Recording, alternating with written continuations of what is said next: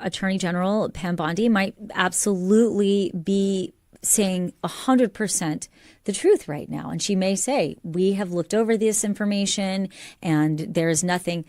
But show us the information you looked over. Show us the information you looked over, number one. And number two, then it should have also been spoken about it during the election in the same regard that they're speaking of it now. Well, it's not really that big of a deal. Let's just move on. Nothing to see here.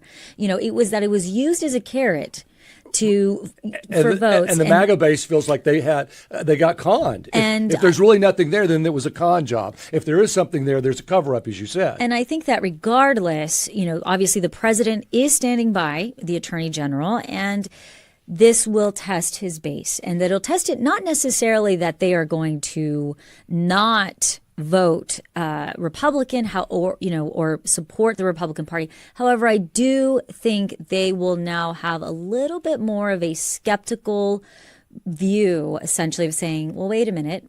Now we have something that we felt like you have misled us on. There's a call, but one quick point. I hope you saw that all the cameras that were following Jeffrey Epstein through the jail he was in, only one actually recorded anything.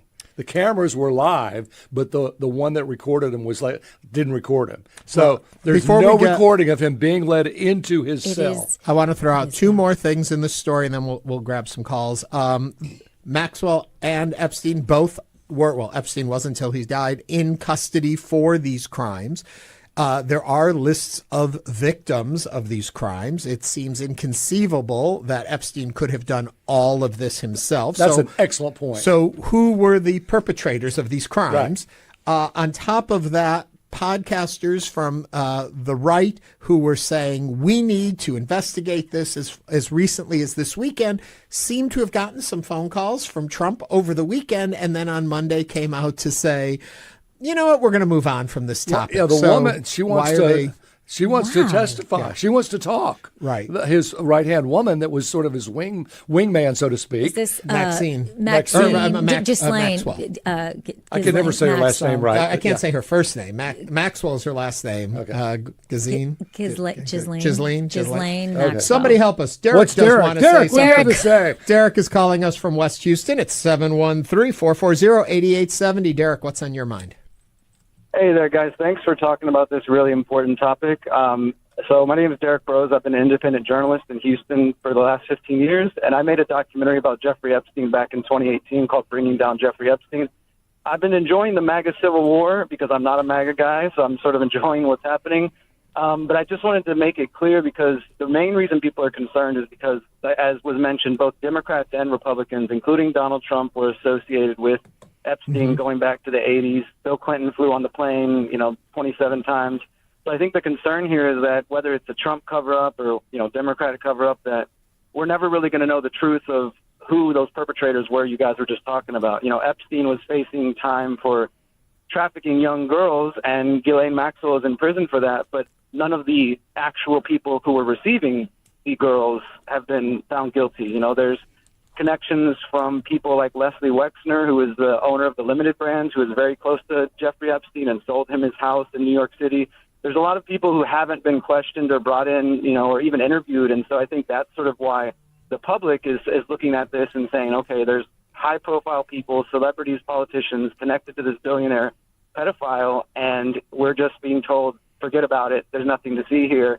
And it's kind of hard, I think, for people to just go about their lives thinking that high-profile, powerful people might have been associated and maybe even involved with things like that, and then thinking they can just go about their normal lives. So I just wanted to offer that. Derrick, before we let you go, I'm curious. You said that you did this documentary and you've been investigating this story for a while. I'm curious your thoughts on, because I've heard people say there would have never been a list of the clients because that would have been too detrimental if it got out for anyone, so that there was no client list. What are your thoughts on that? That is exactly true, and that's something I've been telling my listeners for years, that the idea that there was just some list that said Epstein client list sitting at the FBI or something, I think that was kind of a red herring that Trump threw out during the campaign. Now, of course, we do have Jeffrey Epstein's Black Book and Ghislaine Maxwell's Black Book, which, by the way, lists 16 numbers of Donald Trump. We have the flight logs. We have memos that talk about massages, and a lot of that information has never been released. So, I mean, technically, you could gather up all that information, you could get the names there and bring those people for questioning. It doesn't mean, of course, anybody in his black book is guilty, but there still is, if the FBI or anybody wanted to investigate it, that would be the place to start. But the idea that there's just some list sitting around, that's definitely false.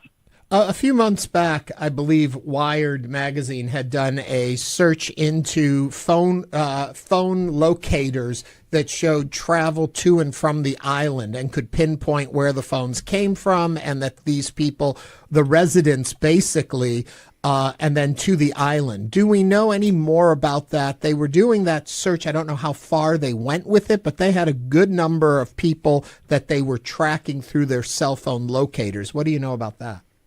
Yeah, I saw that reporting, and I think that is another great place to start, the people who visited the island. Of course, that doesn't necessarily prove guilt of anything, but, we don't know what investigations may still be ongoing, but according to the Trump DOJ, this is it. They're saying it's all done. There's going to be no further investigations, no further releases. So it just seems like, again, another thread that may never be pulled. Hey, Derrick, one quick question, and we'd love to have you on, so leave your number with our producers. But let me ask you this. How many young girls were victims of this guy, and why have none of them come forward and said, hey, I was one of the girls that was trafficked, and this is the person with whom I slept?